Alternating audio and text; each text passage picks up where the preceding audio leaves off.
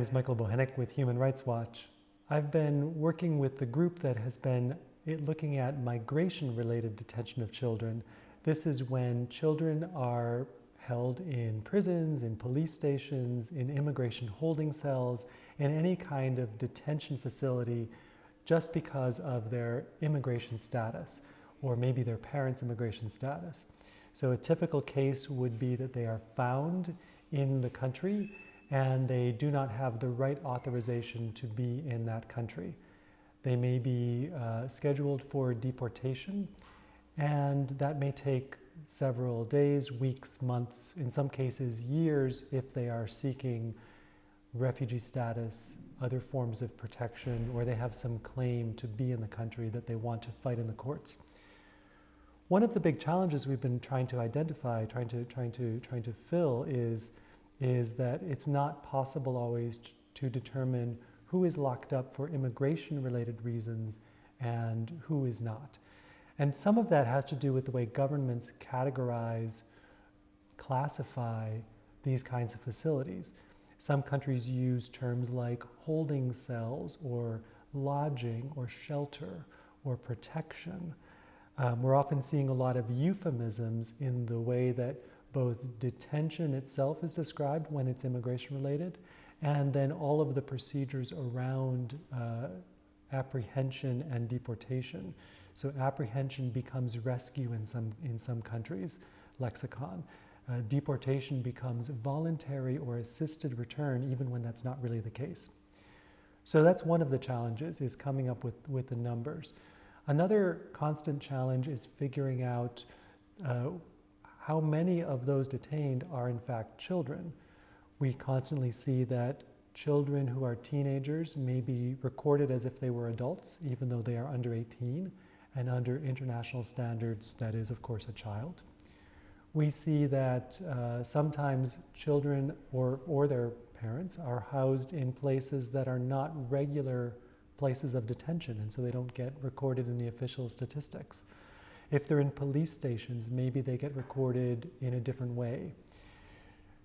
Then questions like how many girls versus how many boys, these kinds of disaggregated gender, disaggregation in data is often really lacking, and that makes it difficult to identify the right solutions to these problems.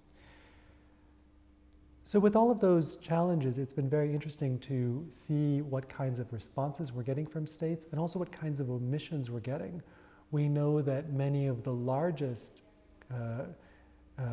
numbers are in countries that did not respond to the questionnaire or responded incompletely. For example, the United States detains children in very, very large numbers, in the tens of thousands, but from its own data, one can only see how many unaccompanied children are in detention, and then you have to infer from the number of families that, of course, there will be children and make a guess about the numbers in detention there.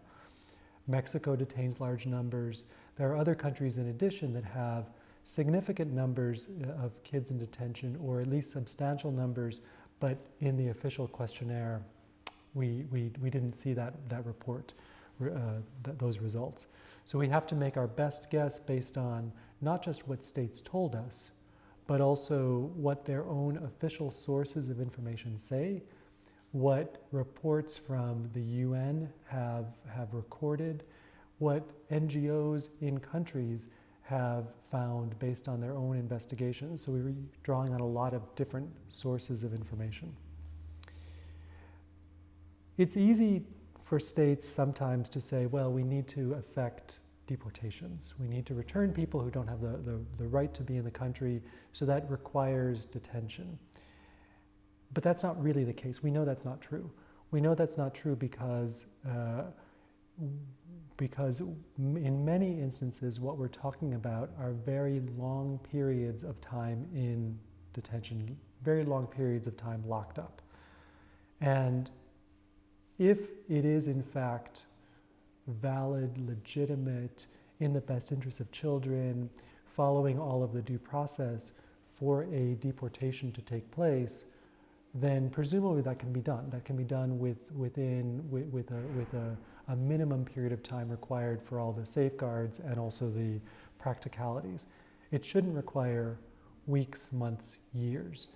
And so when we're talking about these periods of time that are more than a couple of hours, more than a day or two, then this is what we're really concerned about, and this is where we have to pay strict heed to both the known harms of locking children up in terms of mental health, in many instances in terms of physical health, in terms of the family relationship, the integrity of the family relationship, and the ability of parents really to care for and exercise authority over their children. We need to pay attention to these very real, very serious consequences of being locked up. And that's why international standards say that children should never be held in immigration detention. And here we're talking for more than that short couple of hours of processing, or more than that day of that's necessary to effect an otherwise lawful, otherwise appropriate return. International standards say children should never be in immigration detention, never should be locked up solely because of their immigration status. And that's one of the big findings of this study. One of the big recommendations coming out of this study is ways to reinforce that. And there we get to interesting, better practices by states that have found that when they do things like community-based settings, when in the instance of families, when they provide information to families about the next steps in the process, when they have regular reporting requirements but allow families to live with relatives or to live in the community in some way, that this is certainly better in every practical sense for the mental well-being of children and the families. And it has outcomes in terms of appearance rates in court or appearance rates before immigration authorities that is nearly as high as locking them up, without those negative consequences that we know are the outcomes of prolonged or even short-term detention. And finally, for unaccompanied children, really it's a call to look for solutions that are non-penal,